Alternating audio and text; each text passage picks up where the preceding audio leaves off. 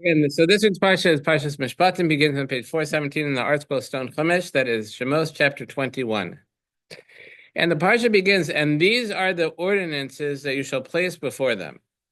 If you buy a Jewish bondsman, it shall work for 6 years, and then it follows lots of monetary law. And that's usually the word ordinances. The Hebrew is Mishpatim, is referring to kind of civil law. But the Ramban comments that this is coming right. We missed the class last week, but it's coming right after the Ten Commandments. That last week's parsha pretty much ends with the Ten Commandments, then a few mitzvahs about the mizbeach, about the altar, and then we go straight into these monetary of these rules of civil law. And the commentaries say that this is to tell us that these laws aren't just rules that are agreed on in order that people could live in a society. And that's in general, that's how I think civil law is looked at, is that there's ritual law is one category, like let's say bris milah, we circumcise, there's the laws of kosher, and things of that nature, which are rituals that we do that are very clearly religious in nature. And then there's if a person, let's say, damages another person, let's say if a person borrows money, they have to pay back.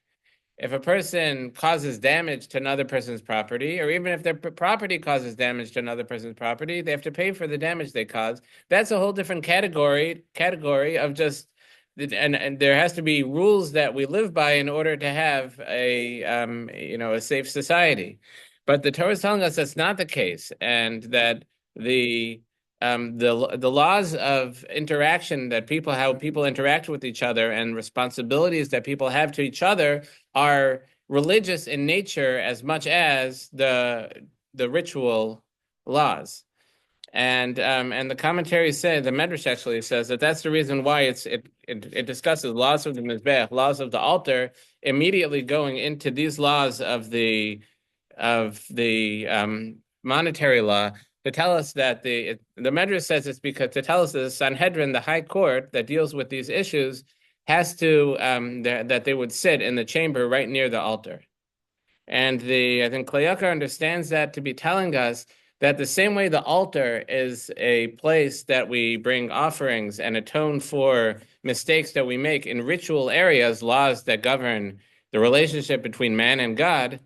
So these laws of Mishpatim, these monetary laws given by the Torah, are the way that we atone, or the way that we fix mistakes that we make and sins that we do between ourselves and our fellow man. Like I said, that if we steal from somebody, we have to pay back. If we damage someone, we have to pay them for the damage. That this is just like the altar, that these are ways to atone for damage that we do to our fellow man. And the Ramban says we also see many things in this week's Parsha that explain how the Ten Commandments are fulfilled. That the Ten Commandments are very brief and kind of general in how they're very brief and very general in how they're commanded. And this week's Parsha, for example, there's the last of them, do not covet. Is the 10th of the Aseret Adibros of the Ten Commandments. Don't covet someone else's field, someone else's wife, someone else's house, things of that nature. But it doesn't delineate what ownership means, who owns something, and how that ownership changes. And that's more elaborated here. This parsha gives us some rules about who owns what. And that's necessary in order to decide, this is yours, that's not mine, so I can't covet that. I can't take that. And it elaborates also on rules of idolatry and on honoring parents and on Shabbos as well. Okay, so let's see, what are these laws? So the first of them is the laws of a Jewish bondsman, and our sages say that the Jewish bondsman that's talked about here, as opposed to elsewhere where a person just sells himself as a slave, talking about a person who stole money and doesn't have the means to pay back. So in that case, the court could sell the person as a bondsman. It's almost like selling him as an employee. But I say as an employee because there are strict rules in how he could be treated. And as it says here, if you buy in verse 2, if you buy a Jewish bondsman, he shall work for 6 years. The seventh he shall go free for no charge. If he shall arrive by himself, he shall leave by himself. He is the husband of a woman, his wife shall live with him. If his master will give him a woman, she bears him sons or daughters, etc. Okay. But he has to treat him well. And the Gemara even says that if he comes in with a certain job, let's say if he works in a certain profession, the master, the owner, the person who purchases him, and it's a short-term thing, it's for 7 years, but the person who purchases him cannot use him in another area. So let's say if the person is a professional, let's say he's an accountant, and he steals and doesn't have the means to pay back, and he's sold into servitude.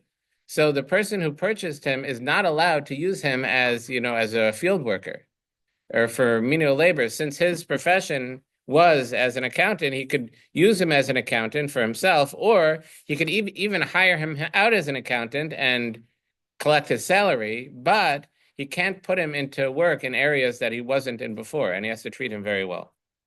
Okay, so next is the sale of a daughter. On page 419, verse 7, if a man will sell his daughter as a bondswoman, she shall not leave like the leave taking of the slaves. That means,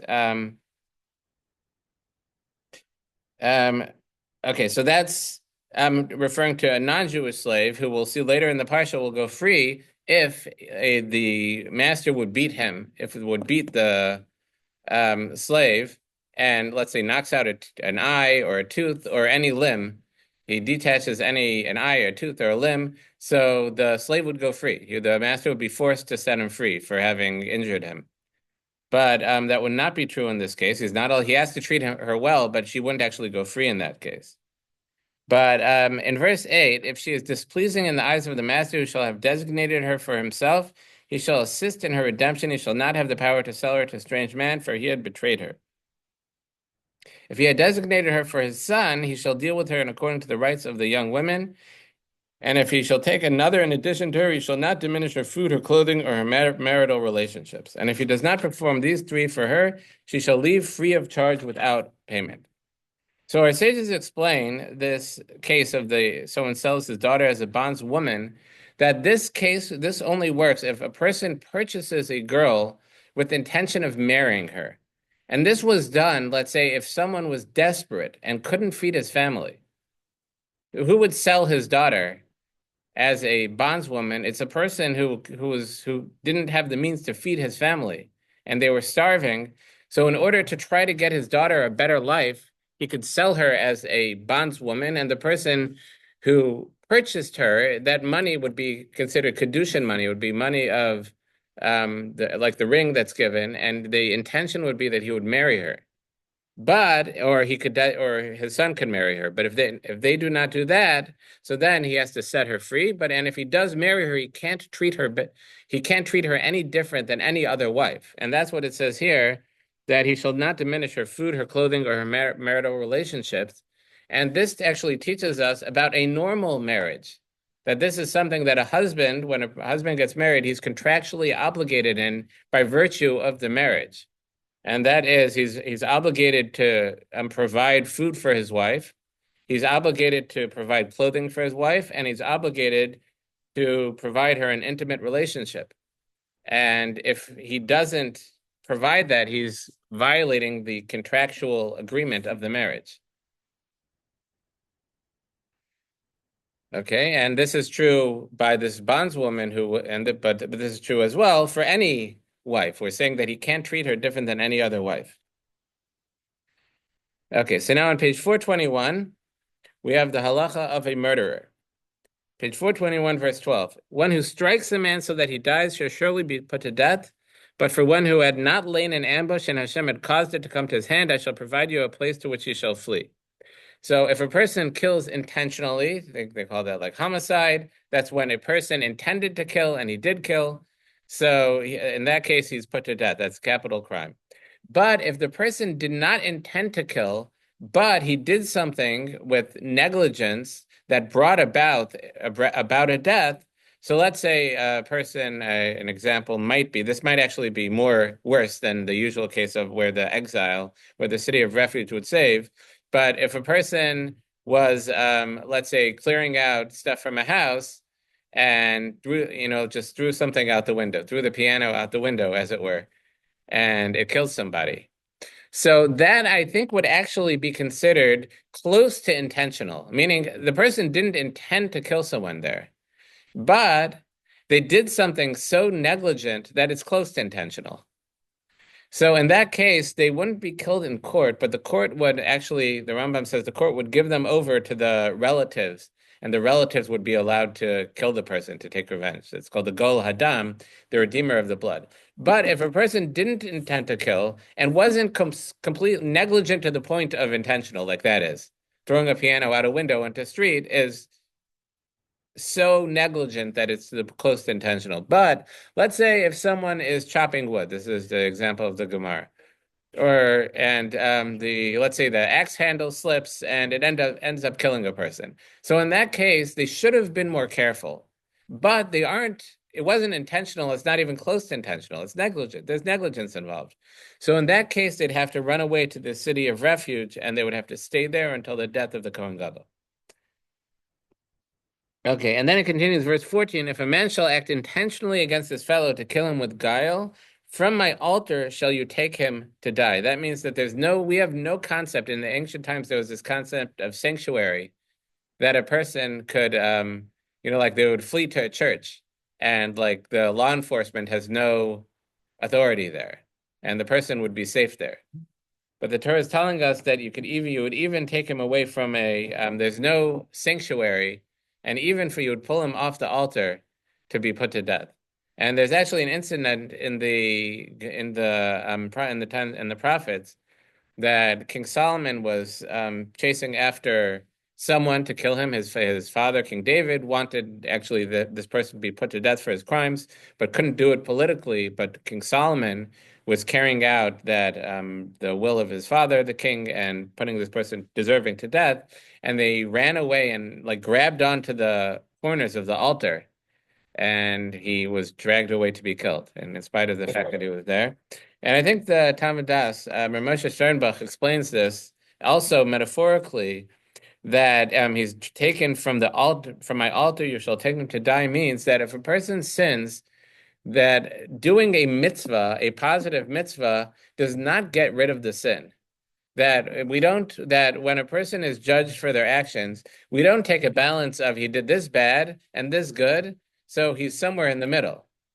Instead, he's rewarded for what he did good and punished for what he did bad. Unless he does tshuva, unless he repents, which gets rid of the bad things that he did. That's a way that we could erase the bad things that we did by repenting. But just doing good deeds without repenting doesn't erase the negative things that we did as well. And that's what it means. That's another meaning of this, that even from the altar we take it to die, meaning by grabbing onto the altar and doing positive things doesn't erase the negative things. Okay.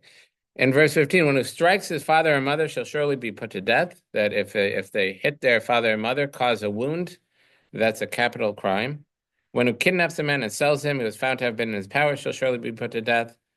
One who curses his father or mother shall surely be put to death. So these are all actually, like the Ramban says, elaborating on the 10 Commandments. This is honoring the father and mother, and they do not steal, which I say is referring to also kidnapping a person, is stealing a human being.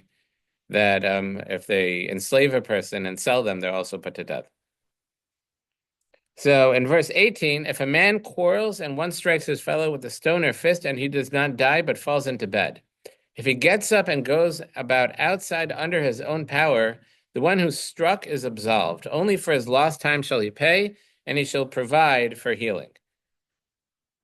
And there's a lot of important concepts that we learn from this verse.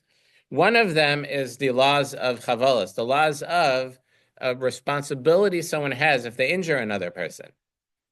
It says if they strikes his fellow and doesn't kill him but injures him. So it says the only for his lost time he shall pay, and he shall provide for healing. So that tells us two of the things that he has to pay. That if a person injures a person, they have to pay for the time that they lost from work, that when they're convalescing, they couldn't go to work, so they're paid for that lost time, and they're also paid for the doctor bills. And provide for healing that if one person injures another, they're responsible to pay for the costs that the person incurs in healing. And there's two other things that they have to pay, I say to say. One is the nezek, or sorry, three other things. One is the damage that they cause. That's if it causes permanent damage. So let's say a person's a brain surgeon, and for brain surgeons, their hands are very important. And if someone injures their hand, breaks their hand, let's say, in a way that now they can't hold a scalpel anymore, so they can't do what they did before. So they cause damage to the person, so they have to reimburse the damage that they caused. And how do they appraise that damage? I say to say that they'd evaluate how much a brain surgeon, how they were before, would go on what was the going rate on the slave market, how much he would be sell for as a slave, and how much he would sell for now with this damage. And that person, the damager, would have to pay the difference. And that's how they would appraise the. I know the courts, I know even the secular courts now, they appraise damage. And I don't know about how they do it, but this is how they would do it in those days. But this raises a question that I said that you pay for the loss of work also. So it would seem that there's a lot of overlap between the loss of value, the person's loss of value, and the loss of work, because the loss of value stops them from being able to do their job that they had before, their brain surgery or whatever it is. And they also loss of work because they were convalescing, they couldn't do their work. So there's overlap there in that value. So our sages say that the damage covers the damage that they're permanently injured. The loss of work, we don't evaluate that based on their we don't evaluate that based on their past profession, but how much a menial labor would get. It gives an example of like a watchman of like a garden. That's something that anyone could do, basically. And what's the going rate for that, and the amount of time that they were sick, if they were doing that, how much they would be paid. Okay, and the other things that would be paid, I said so far, I think three of them. We said the doctor's bills, the time lost from work, the damage, and they would also pay for the pain that the person incurs, which isn't really included in any of those other three. So they would pay for the pain. And the Gemara says that is evaluated by how much a person would be willing to pay for, let's say, anesthetic, for a medicine that would stop them from incurring the pain that they went through, going through whatever they went through. Meaning, not how, let's say, someone chopped off their hand. So not how much they would pay to not have their hand chopped off, but how much they would pay if their hand was getting chopped off, how much they would pay to block that kind of pain, for some kind of medicine that would block that pain. Okay. And then the last thing would be the shame that the person experiences, that many times that if a person is injured, that's embarrassing and it causes shame. And that also, meaning someone that gets punched in the face or someone gets slapped across the face in public, that causes a tremendous amount of shame, and they would have to pay for that as well. Okay. Another concept we learn in this verse is that last statement, and he shall provide for healing. Our sages say from here we see that doctors have permission to heal. And that means that even though we have faith in God, we have trust in Hashem, and if we're experiencing any health issue, any painful, any kind of issue, and we have to look at it that this is something that's sent by God, and we have to accept it with open arms, that Hashem sent this to us because we should be experiencing. But God put us in this world, in the physical world, and tells us that we have to deal with whatever issues we're facing. And that includes, as it says here, that you provide for healing, meaning that you're allowed to be healed, and that Hashem gave us these difficulties, but also gave us doctors and medicines that could heal that. And there are actually some religious groups that don't believe in this. And there was a case I think I saw recently that there was a diabetic that there was a diabetic that the cult believed was that the diabetes was prayed away for a kid. And the parents withheld insulin and the kid died. And they were like, this whole like cult was pretty much charged with abuse of a minor and close to murder. I don't remember exactly what the charge was. That they don't have our tradition in how to understand the Torah. And unfortunately, a child died as a result of their negligence. But the sages say the Torah is teaching us here that that's not our outlook. And the troubles that we have are sent to us by God, but we're also responsible for trying to deal with that, given the tools that Hashem gave us. Okay.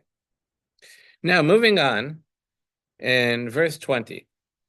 If a man shall strike his slave or maidservant with a rod, and he shall die under his hand, he shall surely be avenged. But if he will survive for a day or two, he shall not be avenged, for he is his property. So, if he killed a slave straight up, so then he would be liable for a death penalty. He killed another human being, he's put to death.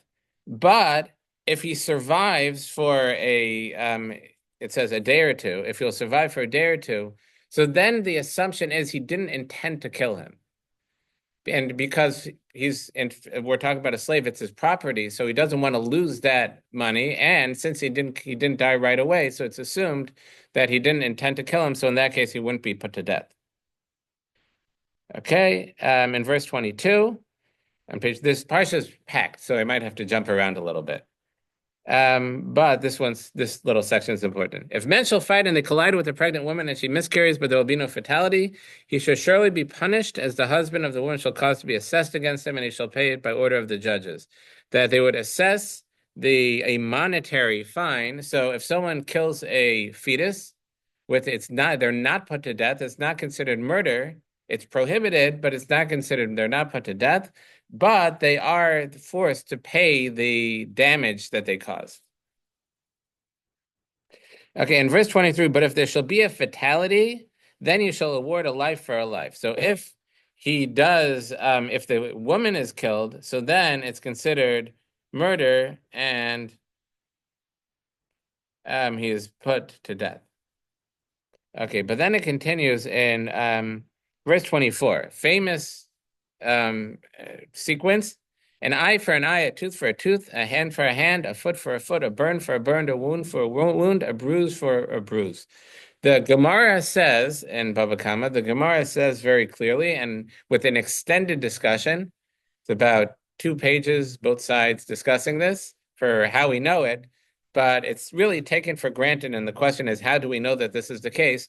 This does not mean that if someone blinds someone, that their eye is knocked out, or if someone knocks out someone's tooth, that their tooth is knocked out. What it means is that they assess the value of the damage that they cause. So if they knock out someone's eye, so they have to pay the value of losing an eye.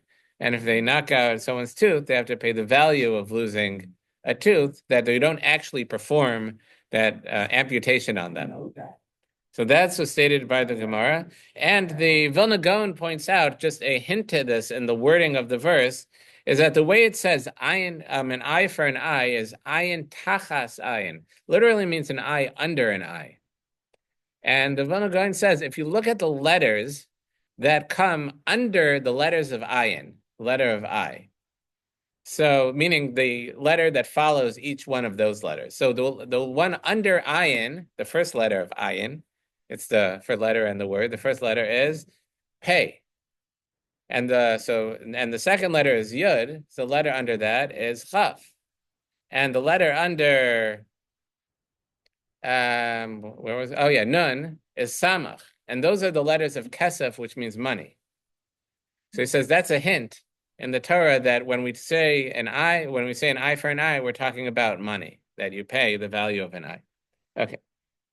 Now in verse 26, as we mentioned briefly earlier, if a man shall strike the eye of his slave or the eye of his maidservant and destroy it, and knock it out, he shall send him free in return for his eye. He's forced by the court to set the slave free. And if he knocks out the tooth of his slave or the tooth of his maidservant, he shall set him free in return for his tooth. Okay. Now, so far we've dealt with killing and a person's responsibility for damaging either another person or we briefly mentioned property. I kind of skipped over it. But now we're talking about a person's responsibility for their property. So in verse 28, on the bottom of page 423, if an ox shall gore a man or a woman and he shall die. So the ox shall surely be stoned, its flesh may not be eaten, and the owner of the ox shall be innocent. And the owner of the ox shall be innocent, or to say that oxen, it's not normal behavior of them to gore people and to kill people. So we don't expect the owner to be meaning liable for that in ritually liable, I guess, or what's the word? Punitively liable. But the ox, they get rid of the ox. That ox is stoned, and you can't even benefit from its carcass. But in 29, but if there was an ox that gores habitually from yesterday and the day before yesterday, so if you have an ox that has gored 2 times or 3 times the disagreement in the Gemara already, and the owner has been warned about it, that this is a goring ox. This is an ox that exhibits that behavior, and its owners had been warned but did not guard it, and it killed a man or a woman, the ox shall be stoned, and even its owners shall die. And that their owners shall die are say that that's a heavenly punishment that's not enforced by the court.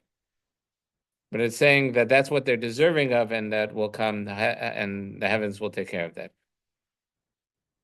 When an atonement payment shall be assessed against him, he shall pay as a redemption for his life, whatever shall be assessed against him. It's a disagreement in the Gemara. If they pay how much the person who was killed would have been worth, their value, or how much he would have been worth, his value, okay, etc. And in verse 32, if the ox shall gore a slave or maidservant, 30 silver shekels shall he give to the master, and the ox shall be stoned. In that case, also the ox is stoned. Okay, so now we're into other things the person is responsible for. In verse 33, if a man shall uncover a pit, they dig a hole in the street. Or, and I say it's not specifically a hole, you could generalize to a person creates any obstacle in the street. Say they dig a hole in the street, it could be they leave a bike in the street, or they put a branch, they're cutting branches and they leave a branch in the street. Or if a man shall dig a pit and not cover it, and an ox or a donkey falls into it, the owner of the pit shall make restitution.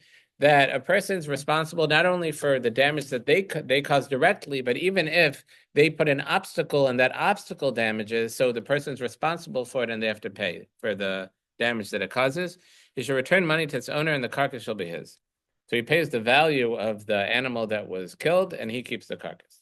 If one man's ox shall strike his fellow's ox, which dies, they shall sell the living ox and divide the money, and the carcass too they shall divide. So it becomes complicated here, but this is a case where where again, it's an ox that hasn't gored in the past. So the owner doesn't really need to be so careful with it because it's not normal behavior. But it gores and kills another ox. So they're required to pay half of the damage up to the value of the ox that gored. So it's half the value of the ox that was gored, but only up to the value of their ox that did the goring. That's the halacha. But in verse 36, but if it became known that it was an ox that had gored habitually from yesterday and before yesterday, but its owner did not guard it, it was warned that this ox is goring, and he ignores the warnings, he doesn't guard it, he shall surely pay an ox in place of the ox, and the carcass shall be his. In that case, he has to pay the full value of the ox that was killed, or whatever the damage was done. And this is only true by an ox that's not expected to habitually damage. But if it's something else, let's say a person has some kind of animal that does habitually cause damage. Let's say they have a dog that's not well trained. So even if it's never done it in the past, but that's not unexpected behavior if it hasn't been strongly trained, and it might actually, I don't know how much the training matters, but let's say if it's a dog, so in that case, even one time they'd have to pay full damage because it's not completely uncharacteristic behavior. Okay. Then we have a person who steals that they have to, in general, pay double. But if it's a sheep, they has to pay 4 times. I'm sorry, he has to pay 4 times. If it's a cattle, he has to pay 5 times. Now we have self-defense. So we mentioned earlier that if a person kills another person, they're put to death.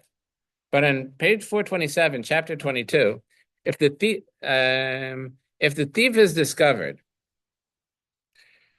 while tunneling in, and he is struck and dies, if a thief is tunneling into someone's house, a home invasion, and he's discovered and killed by the owners, there is no blood guilt on his account.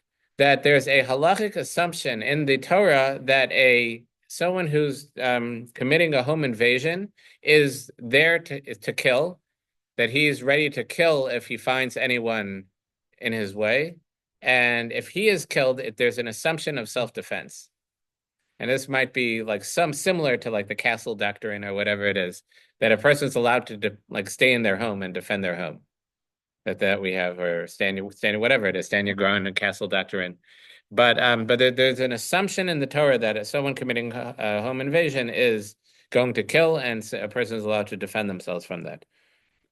But in verse 2, but if the sun shone upon him, there is blood guilt on his account. And I say that means that if there are witnesses there that would cause the thief to not kill, meaning that you know that if it's clear that he wouldn't actually kill, and he's stealing, but he wouldn't actually kill, if that's clear as the sun, so then he would not be, so then it's not considered self-defense, and the killer would be held liable.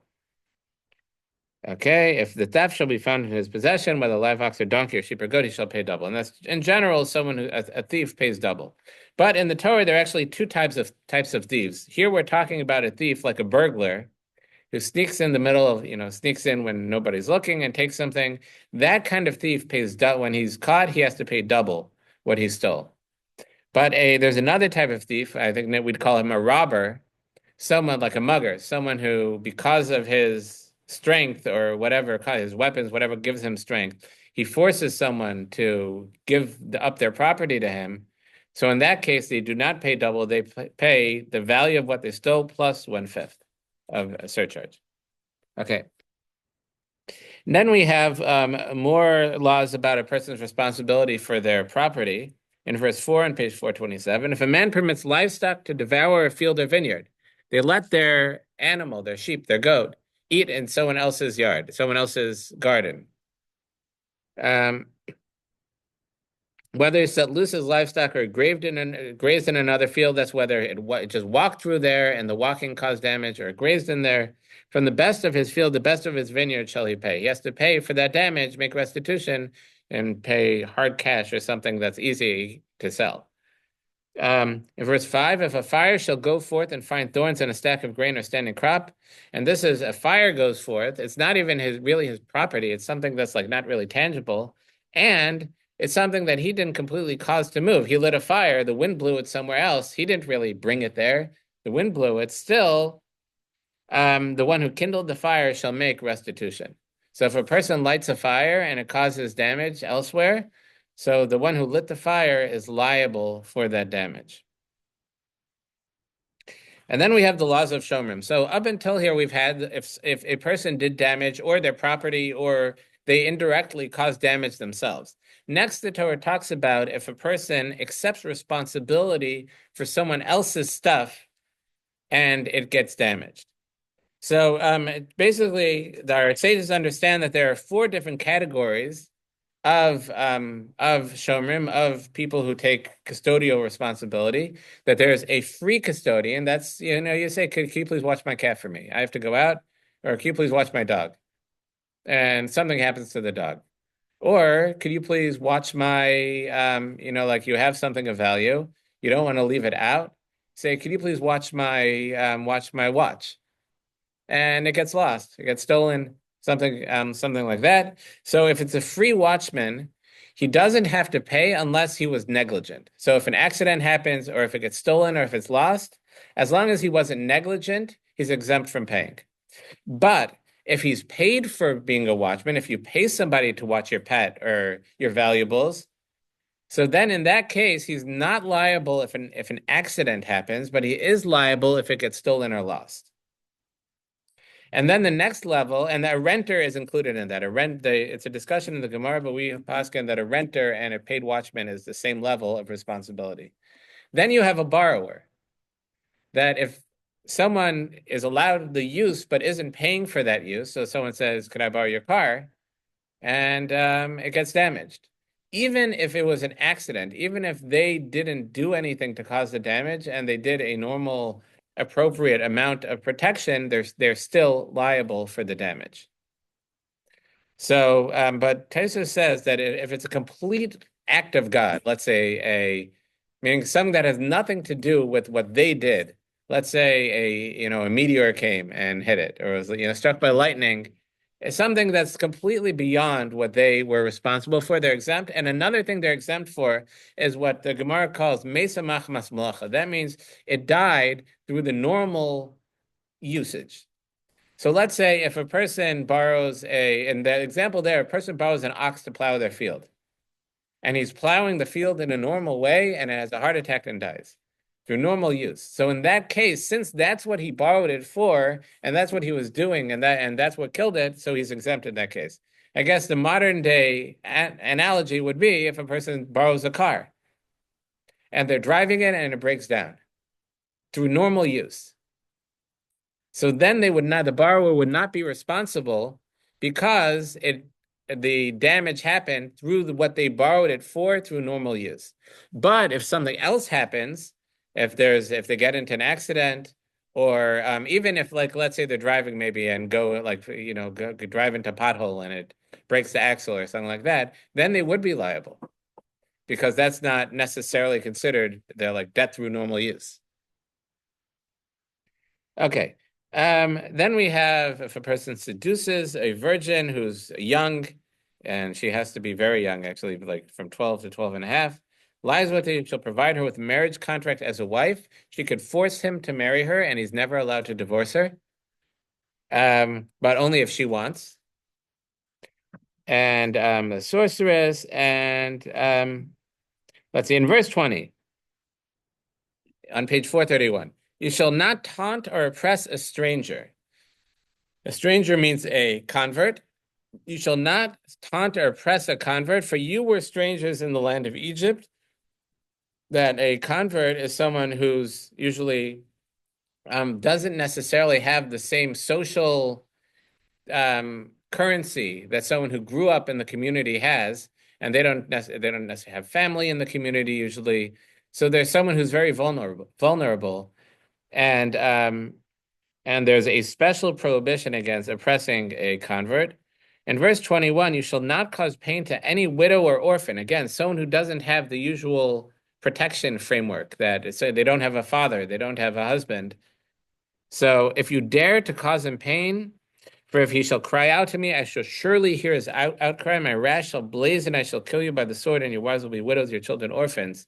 The Torah, the widow orphan, a vulnerable person, has pretty much a direct line to Hashem. And if they cry out from pain from someone oppressing them, that's a very, very, very dangerous thing. They're asking for trouble for the oppressor. Okay, and then in verse 24, bottom of page 4031, we have another way of tzedakah, of charity. When you lend money to my people, to the poor person who is with you, do not act towards him as a creditor. And this is a mitzvah. I say to say that it says when you lend money, literally im usually means if. They say this is a mitzvah, it means lend him money.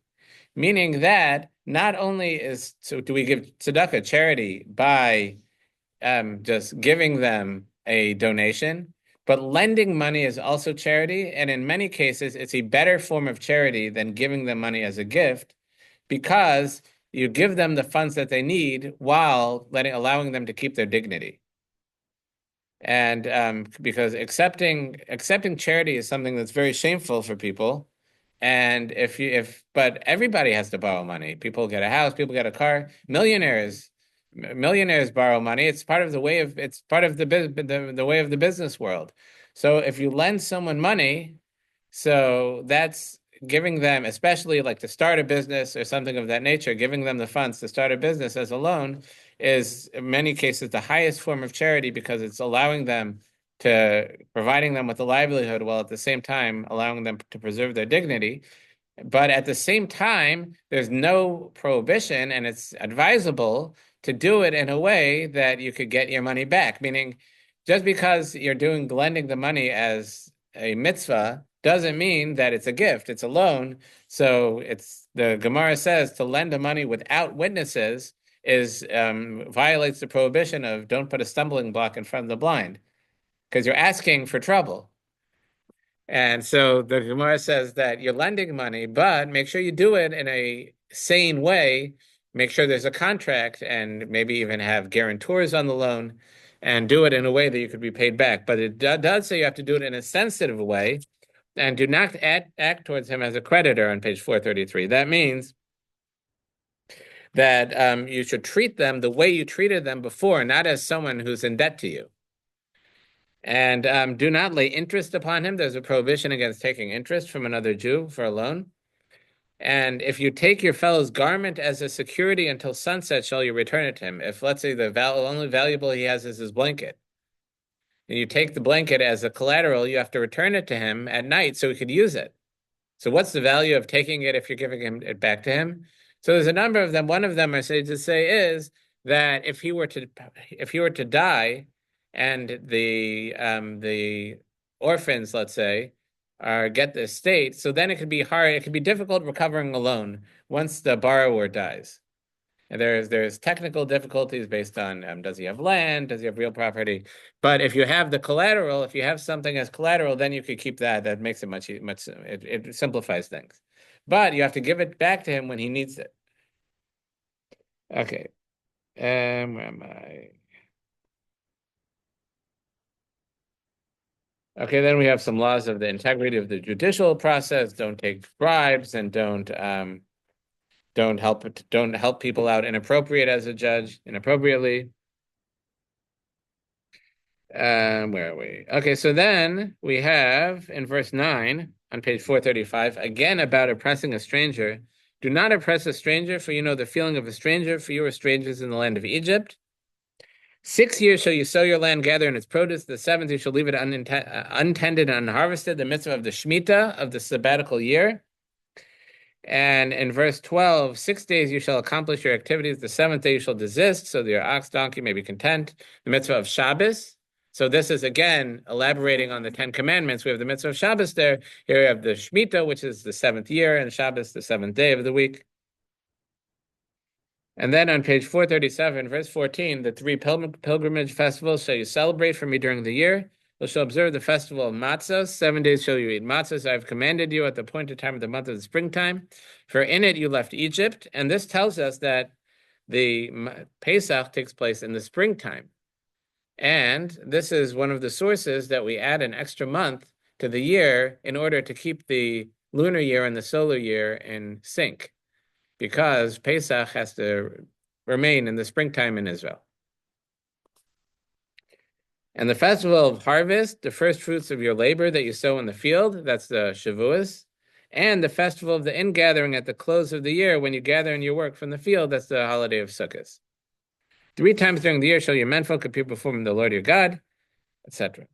And then in verse 20, there's really a fascinating kind of esoteric, there's a Kabbalistic little section. So verse 20, behold, I send an angel before you to protect you on the way and to bring you to the place that I have made ready. Beware of him, hearken to his voice, do not rebel against him, for he will not forgive your willful sin, for my name is within him. This is very esoteric. The Kabbalah goes to town on this, what this means.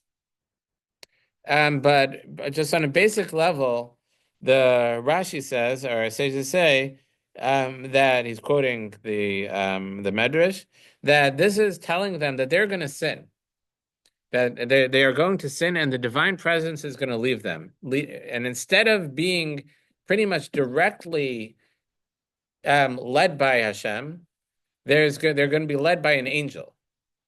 And they're saying, be careful with this angel, because he's because he will not forgive your willful sin, for my name is within him.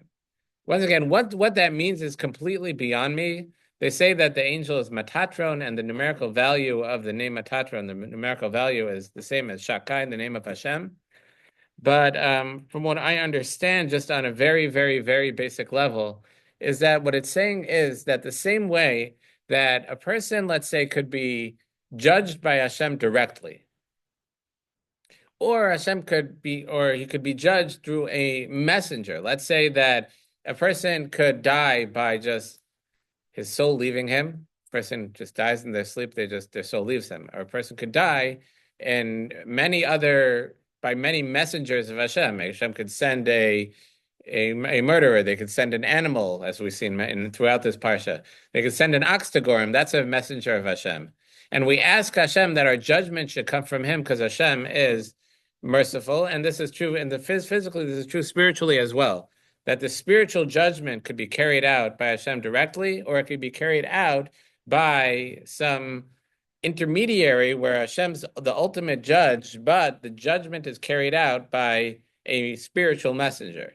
And that's missing the mercy of Hashem. And that's what it's saying, that we'll sin, and the Shekhinah will leave us, and we won't merit that direct judgment from Hashem, and all of the judgment will be carried out by an emissary. Okay, and all these great things will happen if we follow the will of Hashem. And as it says in verse 26 on page 439, there shall be no woman who loses her young or is infertile in your land. I shall fill the number of your days. I shall send my fear before you, and I shall confound the entire people among whom you shall come. Remember, they're heading to the land of Canaan now, and he told them that I'm gonna cause fear and confusion to come to the people of Canaan. I shall send the hornet swarm before you, and it will drive away the Chivite, the Canaanite, the Hittite before you. I shall not drive them away in a single year, lest the land become desolate and the wildlife of the field multiply against you. If the land all of a sudden empties out, the whole land, so then you have this vast unsettled area, and it's just going to be reclaimed by the wild, by the wilderness. So you're going to conquer little by little shall I drive them away. So you'll be able to settle as you conquer, and the land will remain settled until you become fruitful and make the land your heritage, and you basically don't follow the idolatry of the land. Okay, and then it concludes in chapter 24. There's a disagreement between Rashi and the Ramban when this took place. Rashi says this took place before we received the Ten Commandments. The Ramban understand that this took place afterwards. But it says in chapter 24, to Moshe, he said, go up to Hashem, you are not an Nevi'ah, and 70 of the elders of Israel should prostrate yourself from a distance. And in verse 3, Moshe came and told the people all the words of Hashem and all the ordinances, and the entire people responded with one voice, and they said, all the words that Hashem has spoken, we will do. And Moshe wrote all the words of Hashem. Rashi says that means from Bereshis up until pretty much this point, he wrote down. He rose early in the morning and built an altar at the foot of the mountain, the 12 pillars for the 12 tribes of Israel. He sent the youths of the children of Israel. They brought up elevation offerings. They slaughtered bulls to Hashem as a peace offering to Hashem. And Moshe took half the blood and placed it in basins, and half the blood he threw upon the altar. And he took the book of the covenant. And like I said, Rashi says this is the Torah from the beginning up until this point, and a few of the mitzvahs that they had received earlier. Rashi understanding this took place before the Ten Commandments. The Ramban actually understands that it means this book of Mishpatim, this Parsha that we just learned, all the laws that we learned of Mishpatim. He read it to them and read it in the earshot of the people, and they said, everything that Hashem has said we will do, we will obey. Moshe took the blood and threw it upon the people, and he said, behold the blood of the covenant that Hashem sealed with you concerning all these matters. So the covenant was sealed in blood. And then they ascended, and this is, again, another Kabbalistic, really, section of the Torah that can't really be understood on the surface level. But the bottom of page 441, Moshe, our another Nevi'ah, and 70 and the elders of Israel ascended. They saw the God of Israel, and under his feet was the likeness of a sapphire brickwork, and it was like the essence of the heaven in purity. Against the great men of Israel, he did not stretch out his hand. They gazed at God, yet they ate and drank. And I say to say they were punished for that they ate and drank as which was not appropriate at that time. But like I said, this was a vision that they saw that has deep meaning. Okay, and then in verse 12 on page 433, the Parsha ends. Hashem said to Moshe, "Send me to the mountain, remain there, and I shall give you the stone tablets and the teaching, the commandments that I have written to teach them." And Moshe went up. And in verse 15, Moshe ascended the mountain, and the cloud covered the mountain. The glory of Hashem rested upon Mount Sinai, and the cloud covered it for a 6-day period. He called to Moshe on the 7th day from the midst of the cloud. The appearance of glory of Hashem was like a consuming fire on the mountaintop before the eyes of the children of Israel.